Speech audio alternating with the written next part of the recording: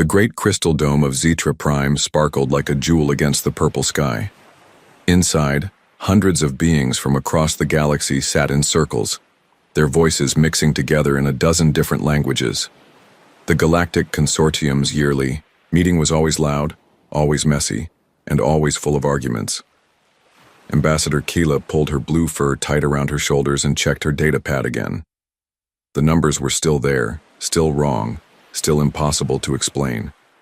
For 3 months, her people had been picking up strange signals from the edge of the galaxy, energy patterns that didn't match any known technology, ships moving in ways that broke every law of physics she knew. "Elder Vorthak," she called out, raising her voice above the chatter. "I need to speak with you about the readings from Sector 7. The massive reptilian creature turned his great head toward her. His scales were dark green with age, and his eyes held the wisdom of someone who had lived for over 200 years. Around his neck hung the golden chain of the Saurid Empire, one of the oldest members of the consortium. "Ah, young Kayla," Vorthak's voice rumbled like distant thunder. "Still chasing shadows at the galaxy's edge, I see." Other delegates began to quiet down, sensing an interesting conversation. Kayla felt her ears flatten against her head as dozens of eyes turned toward her. She was the youngest ambassador in the room, representing a species that had only joined the consortium 50 years ago. Most of these beings still saw her as a child. "These aren't shadows," she said, holding up her datapad. "Look at these energy signatures. They're using technology we've never seen before. The ships are huge, bigger than anything in our databases." A chittering laugh came from the insect-like delegate from the hive worlds. "Perhaps your sensors need repair, furry one. There are no unknown civilizations left to discover." "That's just it," Kayla pressed on. "I think these might not be unknown. I think they might be human." The dome went completely silent. Even the background hum of the translation system seemed to pause. Then Elder Vorthak began to laugh. It started as a low rumble in his chest and grew until his whole massive body shook with it. "Humans," he wheezed between laughs. "Oh, child, you have been reading too many old stories." The other delegates joined in the laughter. The bird-like avirans fluffed their feathers with amusement. The rocky lithoids made grinding sounds that passed for chuckling among their kind. Even the usually serious aquatic council was bubbling, with what might have been mirth. "Humans are fairy tales," said Counselor Zephyr from the Cloud Cities. Her gaseous form rippled with colors that showed she found the whole thing funny. "Stories we tell our young ones to make them behave. Be good, or the humans will come with their loud voices and their strange customs." "But the energy patterns," Kayla started, "are probably just solar flares or some natural phenomenon," interrupted Admiral Korath of the War Clans. His forearms gestured dismissively. "Humans never existed, Ambassador. They're myths, legend, fiction." "Think about it logically," added Dr. Synthar, the lead scientist from the academic worlds. His large brain pulsed behind his transparent skull as he spoke. "A species of bipedal mammals who supposedly conquered their entire homeworld through violence and stubbornness?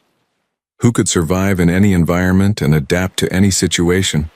Who bred so fast they spread across dozens of star systems in just a few centuries? It's absurd." "Don't forget the best part," laughed the Hive delegate.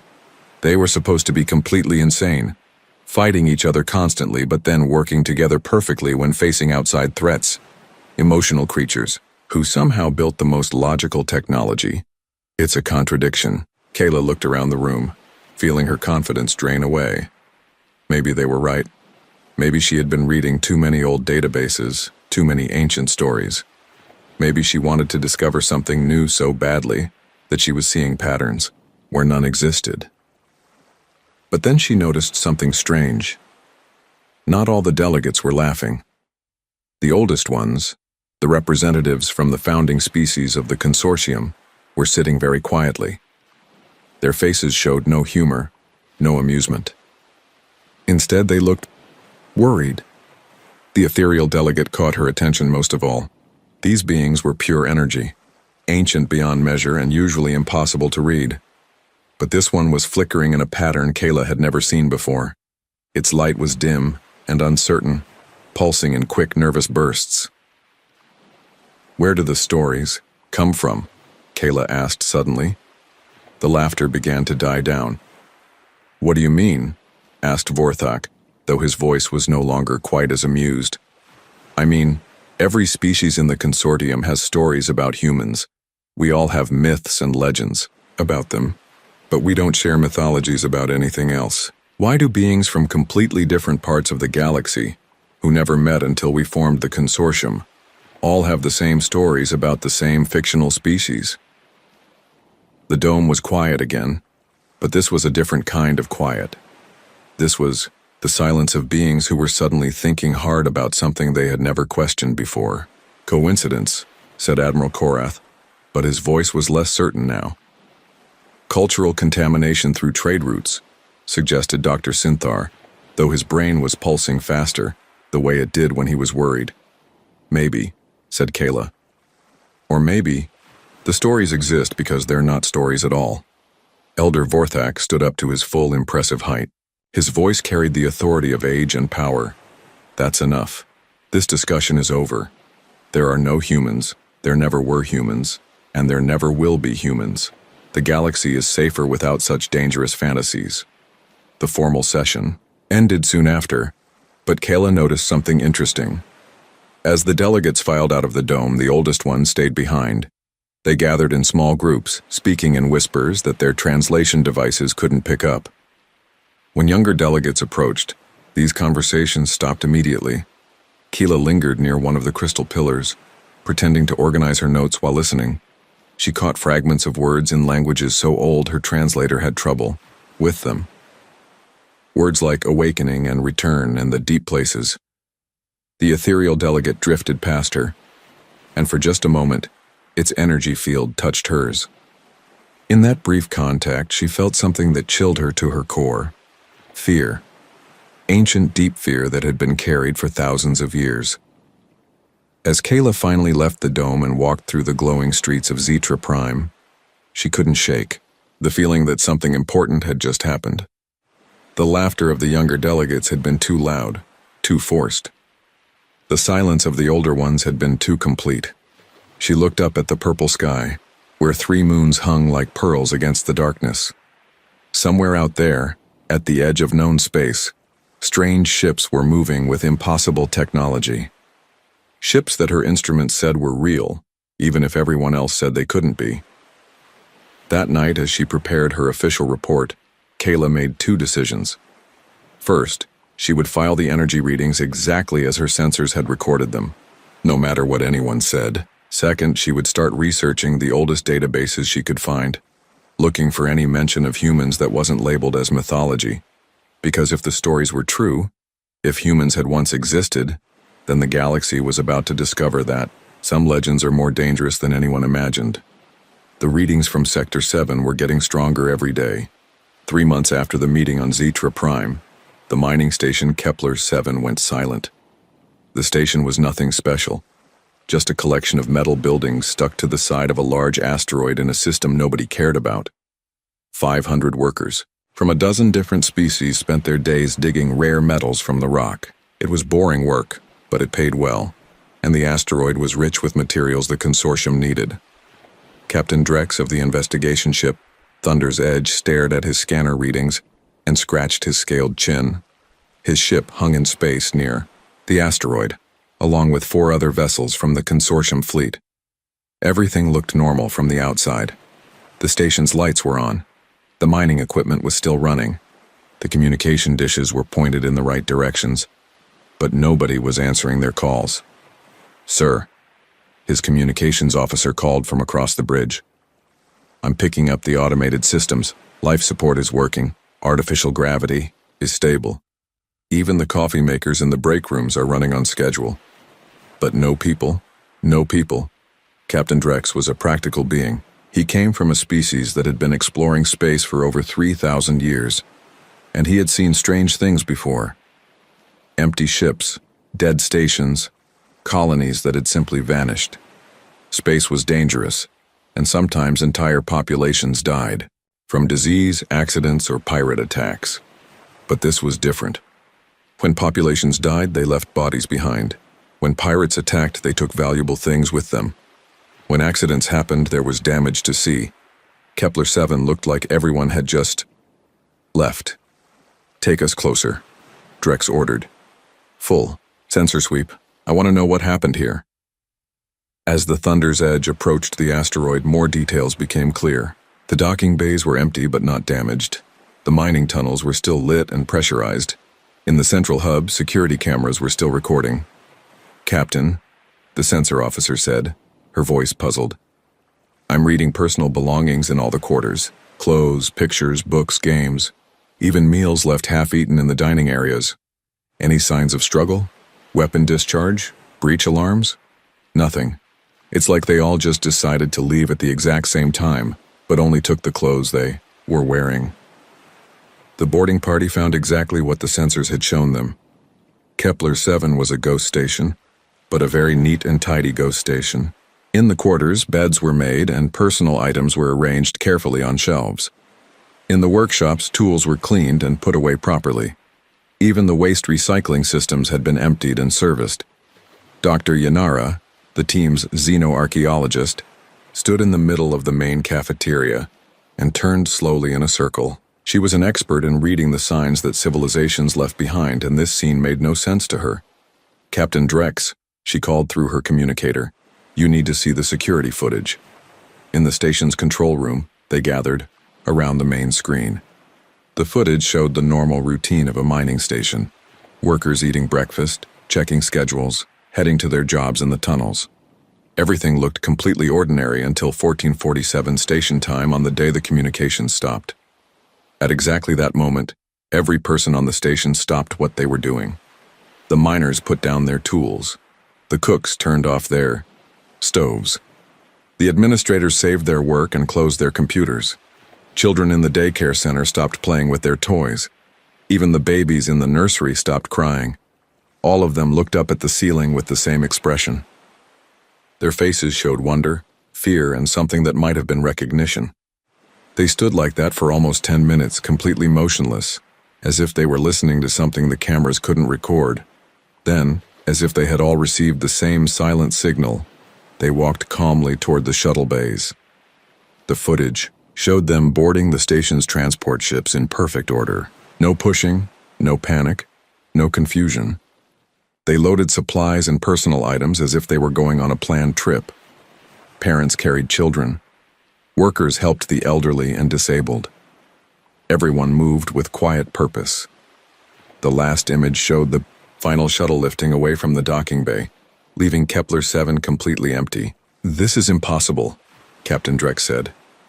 "Mass hallucination? Some kind of mind control?" Dr. Yanara wasn't watching the screen anymore. She was studying her scanner, and her face had gone pale. "Captain, I'm reading something else. These symbols, carved into the asteroid's surface, they weren't here in the station's original construction reports. They found the carvings on the outer hull of the main habitat, etched deep into the metal in lines that still glowed faintly with residual heat. The symbols were unlike anything in consortium databases, but Dr. Yanara recognized their style from the most ancient ruins scattered across the galaxy. Markings found on dead worlds, in empty cities, on monuments built by civilizations that had vanished before most current species had developed space travel. "Can you translate them?" Drex asked. "I think so. These symbols appear in several extinct languages. They all say the same thing." She paused, checking her readings again. "We remember. We return." A chill ran through the boarding party. Those words appeared in the oldest myths and legends of dozens of species. They were supposedly the last message left by the humans before they disappeared from the galaxy, but humans were just stories. Everyone knew that. "Sir," the communications officer's voice crackled through their headsets. "Long-range sensors are detecting multiple contacts jumping into the system. Big ones, really big ones." Captain Drex and his team rushed back to their ship. On the Thunder's Edge's main screen, they watched as massive shapes emerged from hyperspace at the edge of the system. The ships were enormous, larger than anything in the consortium fleet. Their design was strange and alien, covered in angles and curves that seemed to shift and flow even as they watched. "Are they consortium vessels?" someone asked. "Negative," the sensor officer replied. "No match in our databases. Design is completely unknown." The strange ships hung in space like sleeping giants, their hulls dark except for running lights that pulsed in patterns that seemed almost like a heartbeat.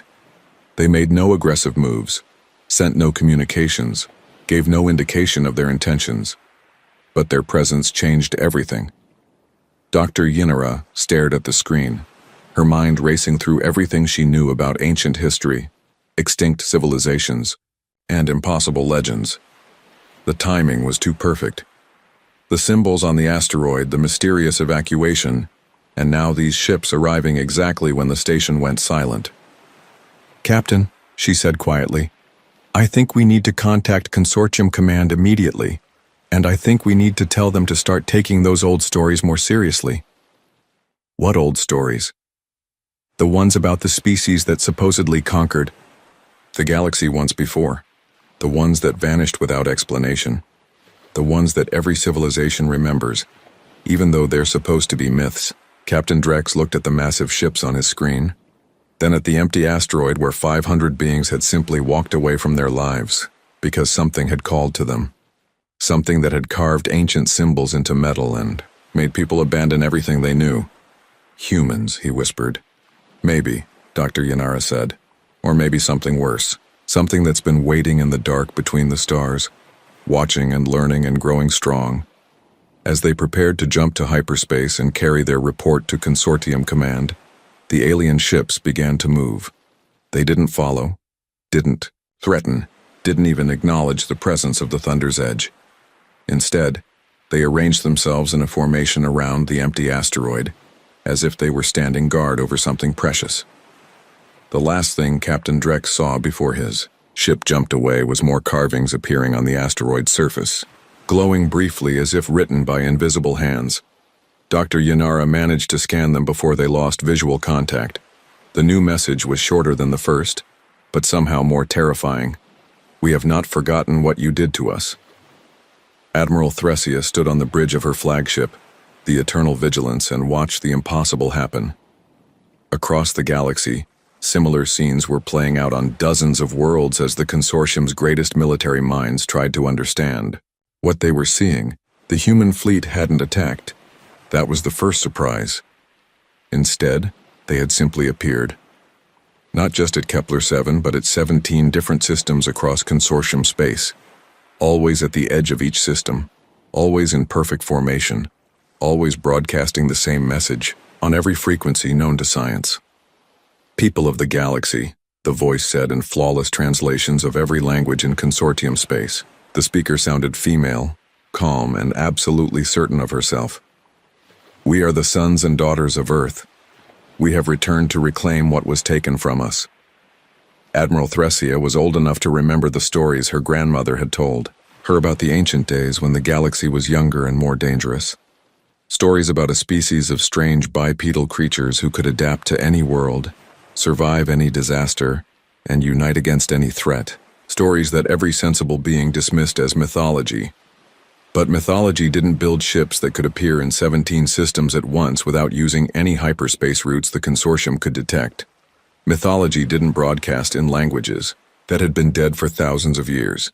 "Status report," she ordered. Commander Yalk, her second in command, consulted his datapad with shaking hands. 17 fleets, Admiral. Each one has between 50 and 200 ships. The smallest vessels are larger than our biggest dreadnoughts. We're trying to scan their weapons and defensive systems, but our sensors can't penetrate their hulls. It's like they're made of empty space. On the main screen, the nearest human ship dominated the view. It was impossibly huge, easily 10 times the size of the Eternal Vigilance, and covered in what looked like smooth black metal that seemed to absorb light rather than reflect it. Strange symbols glowed along its hull in patterns that hurt to look at directly. "Have they responded to our first contact protocols?" Thresia asked. "Yes, Admiral. They're requesting direct communication with Consortium leadership. They say they're not interested in talking to military commanders." That was the second surprise. Every species the consortium had ever encountered wanted to establish military strength before attempting diplomacy. It was the universal way things were done.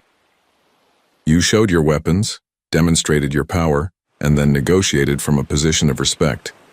But the humans seemed to consider the consortium military beneath their notice. "Patch me through to their fleet commander," Thresia ordered. "Full diplomatic protocols." The screen flickered, and suddenly she was looking at something that shouldn't exist. A human face, exactly like the ones described in the old stories. Bipedal, mammalian, with forward-facing eyes and a mouth that could form expressions no other species could make. The being appeared to be female, with short, dark hair and skin the color of desert sand. She wore a uniform of dark blue material with silver markings that might have been rank insignia. "Admiral Thresia of the Consortium Third Fleet," the human said before Thresia could speak. "Born on Kavak Prime 63 years ago. Graduated top of your class from the Naval Academy. Married to Engineer Borthak. 2 children, both serving in the Consortium Civil Service. You collect ancient pottery and grow orchids in your spare time." The bridge went dead silent. Every being present stared at the screen in shock. "How do you know that?" Thresia whispered. "We know many things, Admiral. I am Admiral Chen of the Terran Expeditionary Force. You may consider this our formal introduction to galactic society." "Terran? You mean, you really are human?" "Admiral." Chen's mouth curved upward in what the old stories called a smile, though this one held no warmth. "We are what remains of humanity, yes, though perhaps not the humanity your ancestors remembered." "Our ancestors?" "Admiral Chen, I think there's been some mistake. Humans are, that is, the historical records show. The historical records show whatever the consortium wanted them to show." Chen's voice remained calm, but something dangerous flickered in her eyes. "Tell me, Admiral, what do your oldest archives say about the Terran systems, about Earth and its colonies? About the 37 worlds where humans lived and built and dreamed of a peaceful galaxy?" Thresia felt a cold certainty settling in her stomach. "The archives list those systems as uninhabited. They always have been. Convenient. And what about the billions of humans who supposedly never existed? The cities we built, the art we created, the children we raised, all just imagination?" Thresia found herself unable to speak. The implications were too enormous, too terrible to consider. Admiral Chen leaned forward slightly. "We have demands, Admiral. 3 simple requests that the Consortium Council will fulfill within 1 standard galactic year." "What demands?" "First, the return of all human artifacts, cultural items, and biological samples currently held in consortium museums, research facilities, and private collections. Second, the evacuation of all non-human populations from the 37 star systems that belong to humanity. Third, reparations for what your people call the Great Silence, but which we remember as the Great Murder." The words hit Admiral Thresia like physical blows. "Admiral Chen, I don't understand what you're talking about. There was no great murder. Humans were never, that is, according to our records. According to your records, we never existed. But we remember, Admiral. We remember everything. The attack fleets that came without warning, the orbital bombardments that turned our worlds to glass, the hunting parties that tracked down every human ship, every human colony, every human child who tried to hide in the dark between the stars." Chen stood up, and behind her, Thresia could see other humans working at stations that seemed to be grown from living crystal rather than built from metal. "But some of us survived. Some of us escaped to places your people couldn't find. We've spent 3,000 years growing strong, learning about the galaxy that tried to erase us and preparing for this moment." 3,000 years? Thresia's voice was barely a whisper. "Oh yes, Admiral. We are very patient when we need to be. It's one of those famous human traits your mythology remembers. We don't give up, we don't forgive, and we never forget." The communication channel filled with new voices as other human ships joined the conversation. Dozens of admirals, captains, and commanders all speaking in perfect harmony. "We are the children of Earth, scattered among the stars. We are the inheritors of a murdered civilization. We are the species you tried to erase from history. We are humanity, and we have returned." Admiral Chen raised her hand and the chorus fell silent. "You have 1 year, Admiral Thresia. 1 year to convince the Consortium Council that cooperation is preferable to the alternative. 1 year to return what belongs to us and abandon what you stole from us. And if the Council refuses?" Chen's smile returned, and this time it was even colder than before. "Then you'll discover why the founding members of your consortium were so afraid of humans that they decided genocide was the only solution. You'll learn why we were considered dangerous enough to justify the murder of 30 billion innocent beings. But you're not attacking now. You're talking instead of fighting. That doesn't seem so dangerous." "Admiral," Chen said softly, "the most dangerous thing about humans was never our weapons or our technology. It was our ability to unite every thinking being in the galaxy against a common enemy. It was our talent for making others believe in justice, freedom, and the right of all species to exist without fear." She gestured to something off-screen, and Admiral Thresia's sensors detected new movement throughout the system. Ships were emerging from hyperspace. Not human ships, but vessels from species Thresia didn't recognize. Aliens who had never been part of the consortium, never been contacted by any galactic government. "We've had 3,000 years to make friends, Admiral. To share our story with others who remember what the consortium did during its founding days. Others who have their own reasons to want justice." The screen went dark, leaving Admiral Thresia staring at her own reflection. Around her, the bridge crew stood in stunned silence as the implications sank in. Somewhere in the consortium's most secret archives, hidden beneath layers of classification and misdirection, was the truth about humanity's extinction. And now, that truth was coming back to demand an accounting. The age of legends was over. The age of reckoning had begun. The emergency session of the Consortium Council was unlike anything in the organization's 3,000-year history. Representatives from every member species crowded into the great chamber on Zetra Prime, their voices raised in fear, anger, and confusion.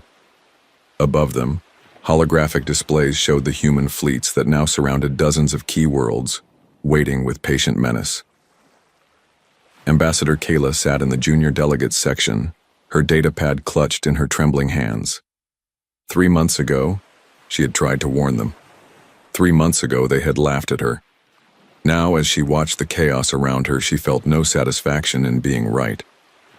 Only terror at what it might mean. Elder Vorthak called for order, his massive form towering over the assembly. The ancient Sarid looked older than Kayla had ever seen him, his scales dull with stress, and his great eyes clouded with something. That might have been guilt. "The situation is clear," he announced, his voice carrying easily across the chamber. "We face an unknown enemy with superior technology and unclear intentions. Our military advisors recommend immediate mobilization of all fleet assets." "Unknown enemy?" The voice came from the back of the chamber, young and angry. Captain Zix of the Border World stood up, her forearms gesturing wildly. "These aren't unknown enemies, Elder. These are humans, the species from every myth and legend our grandparents told us. The species that supposedly died out before any of us were born." "Myths and legends," Vorthak repeated firmly. "Nothing more." "Then explain their ships," shouted Commander Korval of the Industrial Worlds. "Explain how they know our languages, our history, our military formations. Explain how they appeared in 17 systems without using any hyperspace routes we can detect." The chamber erupted in arguments. Younger delegates demanded answers from their elders. Military representatives called for immediate attack. Scientists begged for more time to study the impossible technology they were seeing. Through it all, the oldest members of the council sat in silence. Ambassador Kayla noticed them first. The ethereals, whose energy forms flickered with nervous patterns. The ancient lithoids, whose rock-like faces showed expressions she had never seen before. The deep swimmers, who had refused to answer any questions since the human fleets appeared. And at the center of them all, the being that everyone called the Archivist. Nobody knew what species the Archivist belonged to. It was old beyond measure, a creature of metal and crystal and strange energies that had been present at the founding of the consortium. It rarely spoke, but when it did, Its words carried the weight of ultimate authority. Now it sat motionless, its crystalline eyes fixed on something only it could see. "Archivist," Elder Vorthak said, his voice suddenly respectful. "We require access to the deepest historical archives. These humans claim knowledge of events that predate all our records." The archivist's voice was like wind through broken glass. "Some knowledge is buried for good reason. The safety of the galaxy is at stake," Vorthak pressed. "If these beings pose a threat, the threat was ended long ago." The words came from an ethereal delegate, its energy form pulsing with colors that spoke of ancient pain. "We made sure of that." The chamber fell silent. Even the argument stopped as every being present turned to stare at the speaker. "What do you mean?" asked a young delegate from the mining worlds. The ethereal's form shifted, becoming more solid, more defined. When it spoke again, its voice carried the weight of 3 millennia. "We mean that some of us are old enough to remember the truth, old enough to remember the humans." "That's impossible," said Dr. Sinther, his large brain pulsing rapidly. "Humans are mythological. There's no evidence they ever existed. No evidence because we destroyed it all."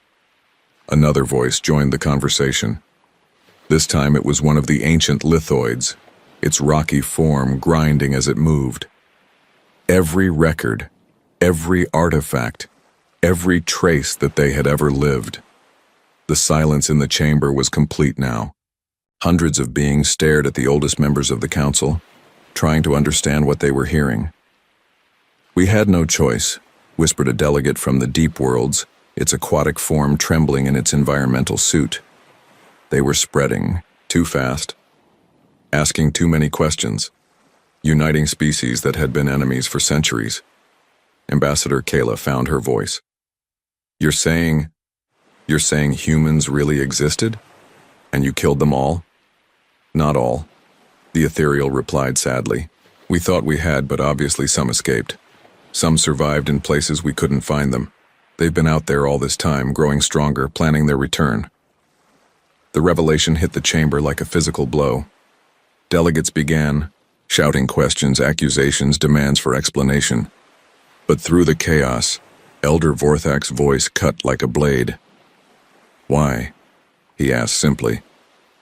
"Why would the founding species commit genocide against an entire civilization?" The archivist finally moved, its crystalline form rising from its seat.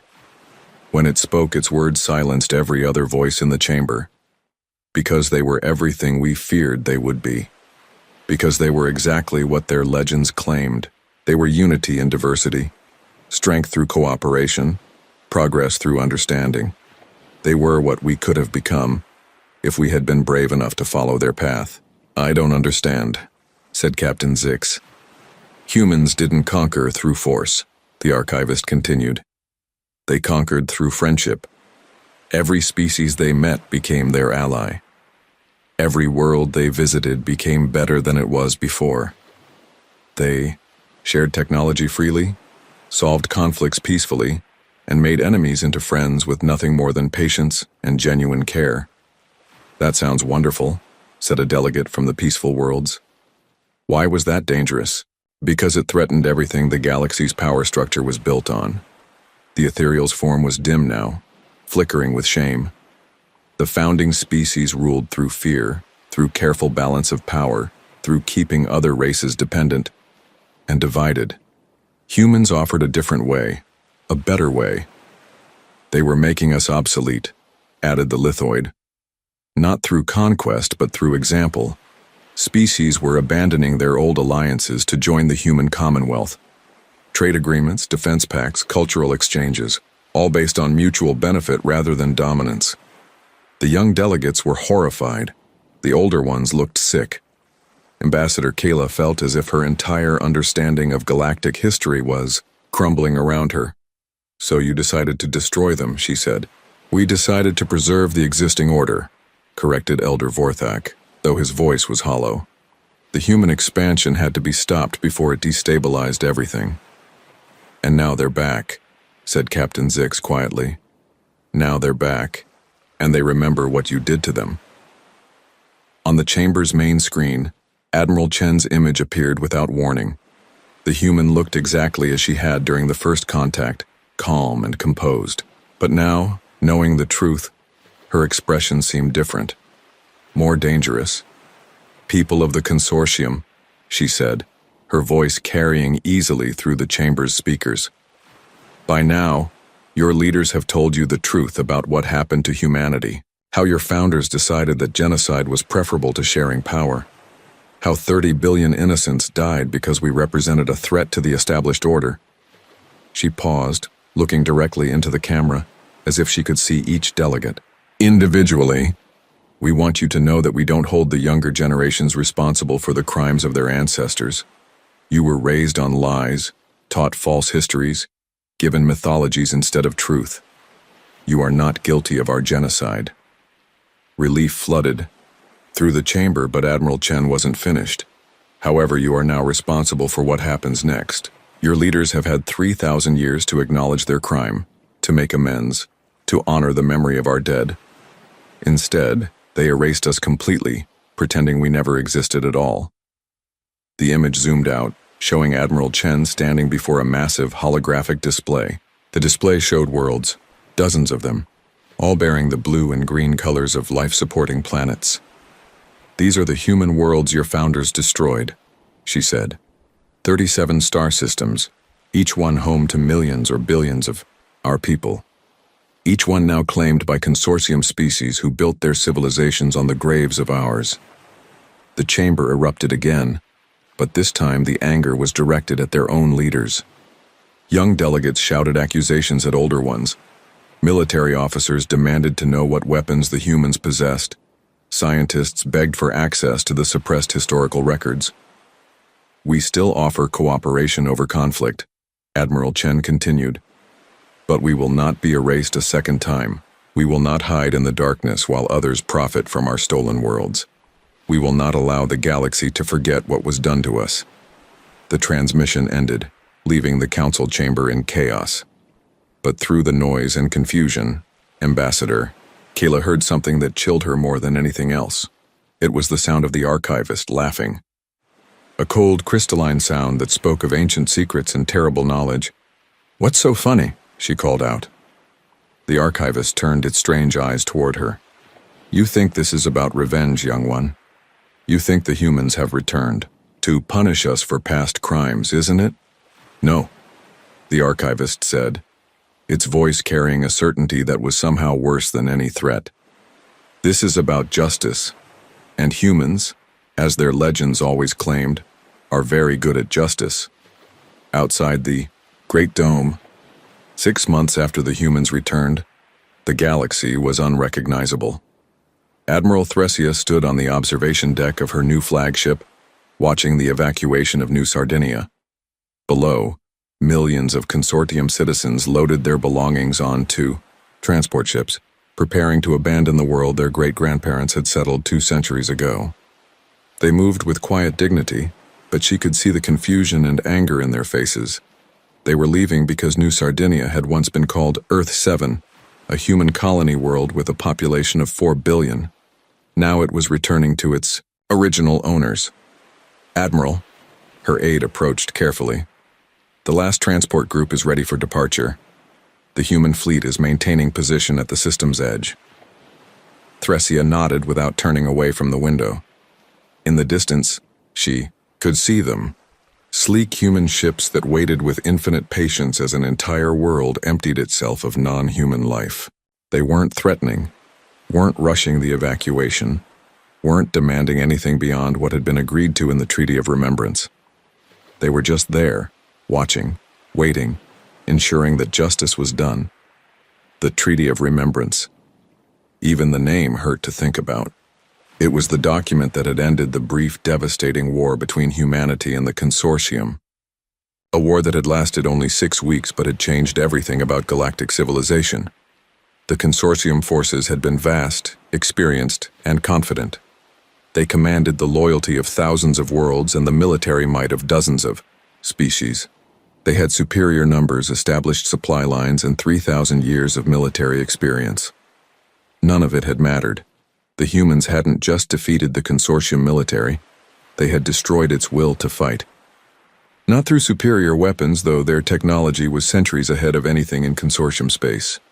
Not through tactical brilliance, though their battle strategies were unlike anything galactic military academies had ever taught. They had won through the power of truth. Every battle had been broadcast across the galaxy, not just the fighting, but the conversations that came before and after. Human commanders speaking directly to consortium crews, telling them the real history of their civilization, showing them evidence of the great murder that their governments had hidden, revealing the lies that had shaped galactic politics for 3 millennia. Admiral Thressia remembered the moment when her own fleet had turned against her. She had been commanding a task force of 40 ships, preparing to engage a small human squadron near the Vega colonies. Her crews were confident, loyal, ready to fight for the consortium they had sworn to serve. Then Admiral Chen herself had appeared on every communication channel in the fleet, not to threaten or demand surrender, but to show them something impossible. "Captain Ulara of the destroyer Swift Justice," she had said, speaking directly to one of Threskia's subordinate commanders. "Your homeworld of Kelleran Prime was settled by refugees from the Kelleran Wars, wasn't it? Your people spent 2 centuries rebuilding after those conflicts destroyed your original civilization." "Yes," Captain Ulara had replied, confused but unwilling to be rude during what seemed to be a peaceful contact. "The wars that destroyed your world were funded by the consortium founders," Admiral Chen had continued. "They needed Kelleran Prime empty, so they could use it as a naval base during the human genocide. Your people were deliberately driven from their homes to serve someone else's military needs." Then she had shown them the evidence. Financial records from 3,000 years ago. Military communications discussing the Kelleran relocation project. Orders from the highest levels of consortium leadership authorizing the destruction of a peaceful civilization. Captain Ulara's world had been destroyed not by random tragedy, but by deliberate policy. Her people had been made refugees to serve the genocide of another species. The reaction had been immediate and explosive. Captain Ulara had turned her guns on Admiral Threskia's flagship. Within hours, half the task force was in mutiny. Within days, entire consortium worlds were demanding answers from their governments.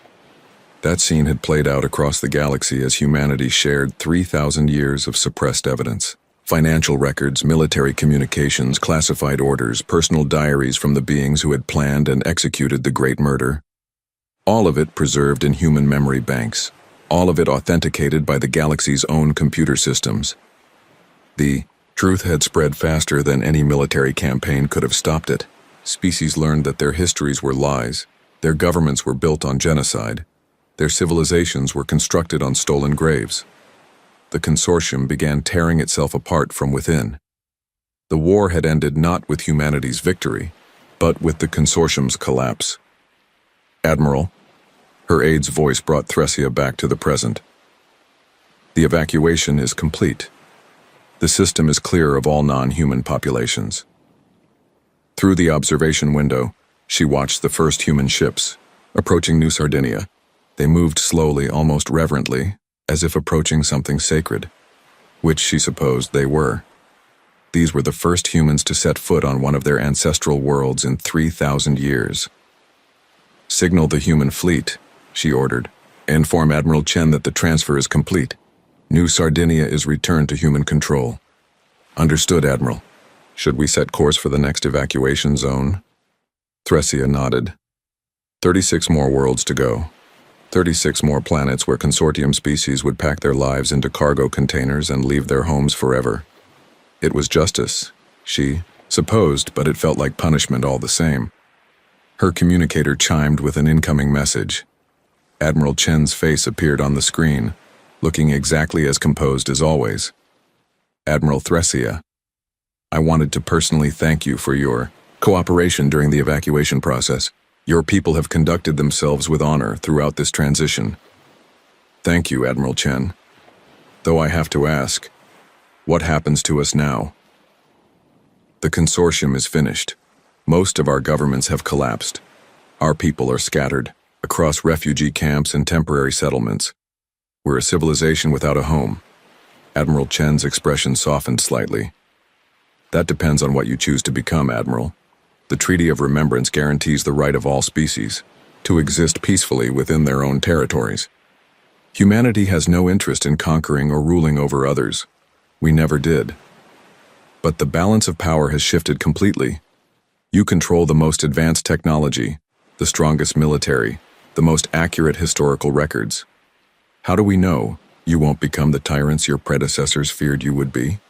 Because, Admiral Chen said simply, tyranny was never what made humans dangerous. What made us dangerous was our refusal to accept that the galaxy had to choose between oppression and chaos. We proved that cooperation was possible, that diversity was strength, that different species could work together for mutual benefit. She paused, and for the first time since the humans had returned, Thresia saw something other than calm certainty in her eyes.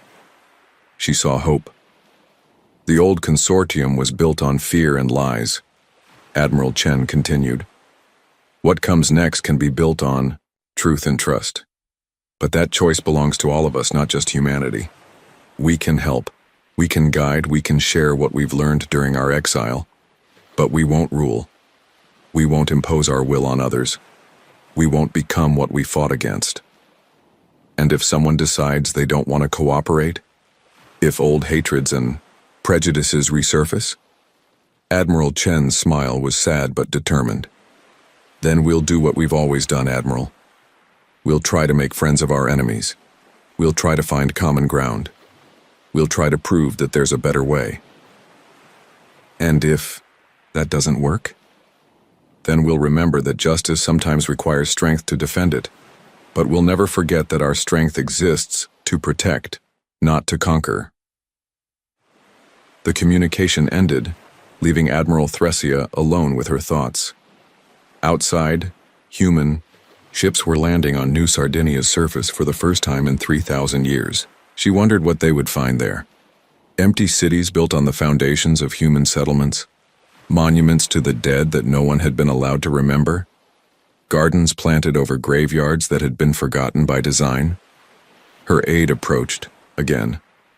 Admiral, we're receiving communications from several former consortium worlds. They're requesting assistance with establishing new governments, new trade agreements, new defense pacts. With us? With humanity, Admiral. They want to join, whatever comes after the consortium. Thresia wasn't surprised. She had seen the same pattern emerging across the galaxy. Species that had been held back by consortium politics were suddenly free to advance. Worlds that had been kept dependent were learning to stand on their own. Civilizations that had been enemies for centuries were discovering they had more in common than they had ever imagined. The humans had kept their promise. They had returned not as conquerors, but as liberators. Not to dominate the galaxy, but to free it from the lies that had shaped it for 3 millennia. As her ship prepared to jump to hyperspace, Admiral Thresia took one last look at New Sardinia. Human cities were already beginning to rise from the empty settlements her people had left behind. But these weren't military installations or industrial complexes.